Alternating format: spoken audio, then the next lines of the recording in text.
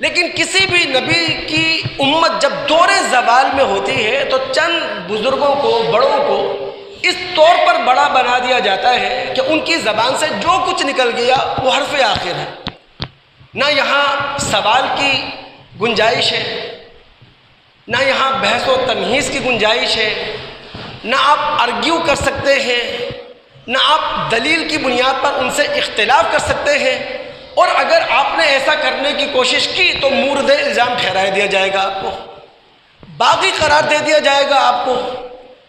اللہ رب العالمین نے سورہ توبہ کی آیت نمبر 31 میں یہی بات کہی ہے، اتخذوا احبارہم ورہبانہم اربابا من دون اللہ، کہ یہود و نصارہ نے اپنے دور زوال میں اپنے علماء کو، اپنے درویشوں کو اپنا رب بنا لیا۔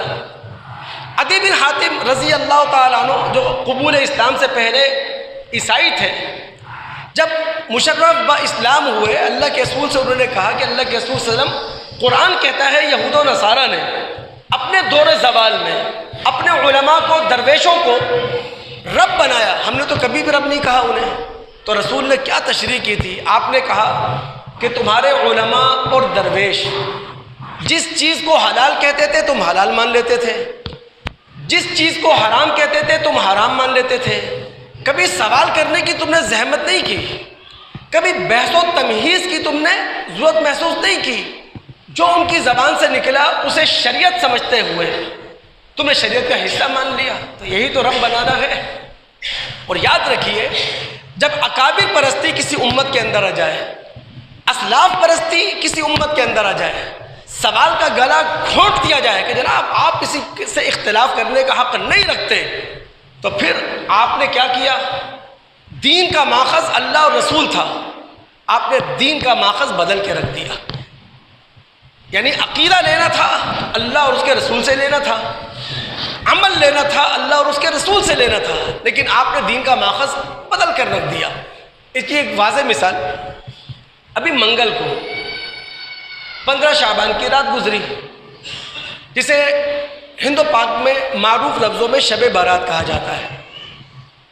ضعیف روایات پر پورا دین کا ایک فیسٹیول بنایا گیا، دین کے نام پر پورا ایک میلہ سجایا گیا، اور پھر خود ساختہ نمازیں، خود ساختہ رکعات، خود ساختہ اوقات۔ یعنی کوئی سوال کرنے والا نہیں ہے کہ 15 شعبان کی رات کو فرض مغرب کی نماز پڑھ لینے کے بعد اسی مصلی پر با جماعت ایک اور نماز ادا کی جا رہی ہے، کیوں؟ کیا دین کے اندر اس کی کوئی گنجائش ہے؟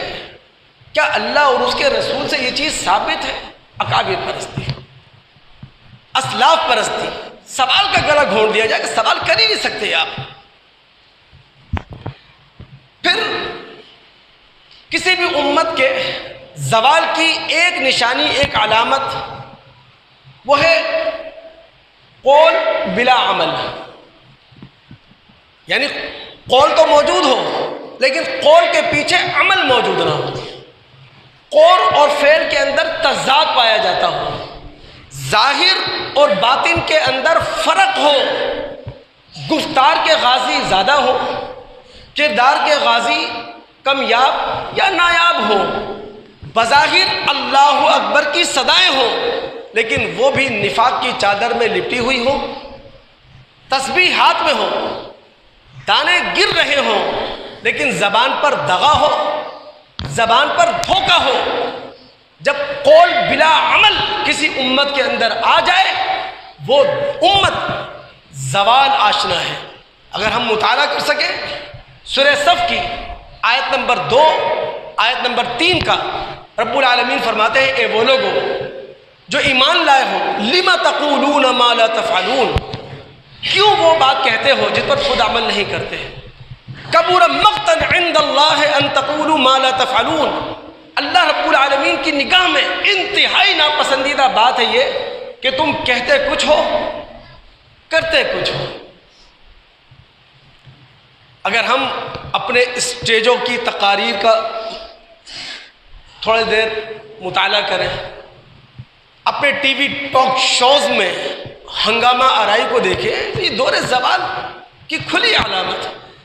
اب مشکات میں کتاب الفتن ہے، ابو داؤد کے حوالے سے سیدنا ابو ہریرہ رضی اللہ تعالیٰ عنہ کی ایک روایت ہے، نبی علیہ الصلوۃ والسلام نے فرمایا ستکون فتنہ سما بکما عمیا، ان قریب میری امت کے اندر فتنے ہوں گے، اور فتنے کیسے ہوں گے؟ بہرے، گونگے، اندھے۔ پھر اللہ کے رسول نے فرمایا اتنے بھیانک فتنے ہوں گے، جو ان میں دلچسپی لے گا یہ فتنے اسے اپنی طرف کھینچ لیں گے۔